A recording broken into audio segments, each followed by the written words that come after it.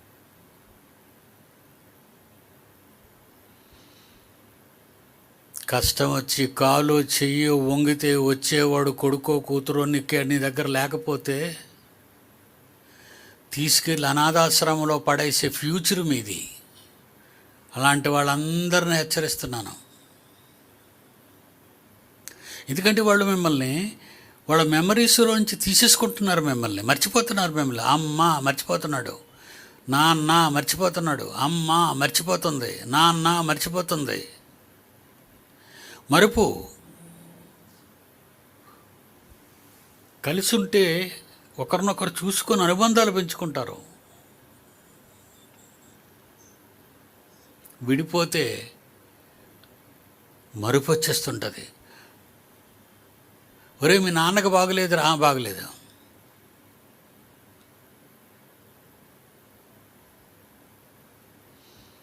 Phone వచ్చింది, ఎక్కడికి వెళ్తున్నావురా అన్న. మా నాన్నకి తలకొరువు పెట్టడానికి, అయినా నేను తలకొరువు పెట్టనన్నాడు.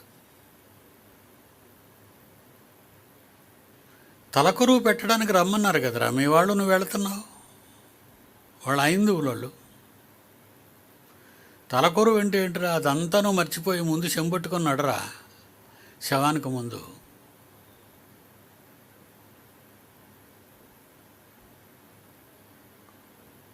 చెయ్యాలి.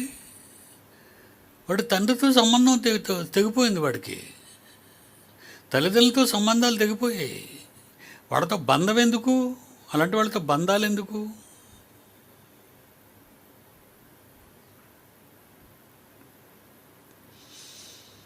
ఈరోజు ఉద్యోగాలు సంపాదించుకొని అమ్మాబాబులు అనాథాశ్రమంలో పడేస్తున్నారు. నాకు తెలిసినంతవరకు ఒకసారి మీకు చెప్పాను. నిజంగా ఆ తల్లి పిల్లల్ని చిన్ననాడు వాళ్ళ ఇంటికి వాళ్ళ నాన్నతో సువార్తకు వెళ్ళాలని ముందు వాళ్ళ ఇంటికి వెళితే వాళ్ళ అమ్మ 3 పిల్లలకి 3 తాళ్ళు కట్టి మంచానికి కట్టిది. చిన్న చిన్న పిల్లలు 3. మలతాడికి తాళ్ళు కట్టి మంచానికి కట్టేది. ఆడు కొంతవరకే వచ్చేవారు, అక్కడి నుంచి రాలేకపోయేవారు. ఎందుకంటే పొయ్యి, కాయగూరలు, కోతలు ఇవన్నీ తల్లికి ఉంటుంది వంటగదిలో. అంత అల్లార ముద్దుగా పెంచి పెద్ద చేసింది, పెళ్ళిళ్ళు చేశారు. ఈరోజు ఆ తల్లికి కళ్ళు కనిపించవు. పిల్లలంటే అపూర్వమైన ప్రేమ. కళ్ళు కనిపించినందుకు ఆ తల్లి కన్నా 3 కొడుకులు కానీ, ఆ తల్లి కన్నా కూతురు కానీ అనాథాశ్రమంలో వేశారు. కళ్ళు కనబడని గుడ్డిది మేమేమి సేవ చేస్తాం, మేమేమి కొన్ని డబ్బులు ఇస్తాం, ఆవిడ చూసుకోండి అని.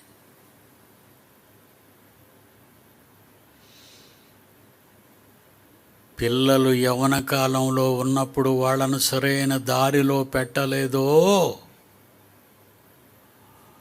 నీకు వృద్ధాప్యం వచ్చేసరికి పోయే కాలం సంభవిస్తుంది.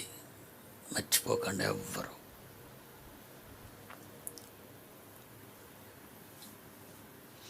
పిడి సుందర్రావు చెబుతున్నాడు, రాసుకోండి. పిల్లలు యవ్వన కాలంలో ఉన్నప్పుడు మీ దారిలోని పెట్టుకోకపోతే, దేవుని కాడివాడి మెడ మీద పెట్టకపోతే, నీకు పోయే కాలం వచ్చేటప్పుడు కన్ను కనబడని కాలమో, కాళ్ళు వంగని కాలమో, చేతులు వంగని కాలమో, కాళ్ళు నడవని కాలమో, ఒళ్ళు కదలని కాలమో వచ్చిందనుకో, ఏ ఒక్కరూ నీ వైపు చూడరు.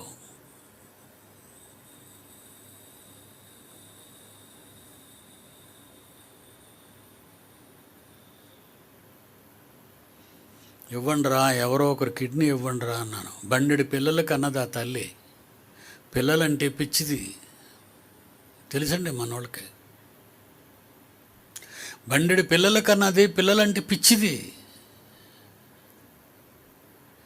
నువ్వు బడికి వెళ్ళకపోతే నేను నూతులో పడి చచ్చిపోతాను అనుకునే తల్లి కొడుకును బడికి పంపించేది. అలాడ తల్లి 2 కిడ్నీలు ఫెయిల్ అయిపోయిన తర్వాత ఒక 4 ఏళ్ల క్రితం ఇంతమంది పిల్లల కన్నా ఆ తల్లికి ఒక్క కిడ్నీ ఇచ్చే బిడ్డ కూడా లేదా అని అడిగాను. ఎవ్వరి నోట మాట రాలేదు. అలాగే చచ్చిపోయింది. నీకు పోయే కాలం వచ్చేసరికి ఎవరు నీ వెంట రారు.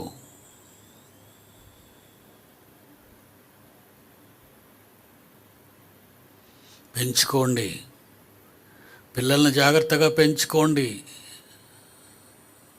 యవ్వన కాలంలో వాళ్ళని జాగ్రత్తగా భద్రపరచండి. ఎత్తుకుపోతాడు సాతాను. ఆ టైం కోసం వాడు ఎదురు చూస్తున్నాడు. వాళ్ళ యవ్వనానికి ఎప్పుడు వస్తారా ఎత్తుకెళ్ళిపోదామని.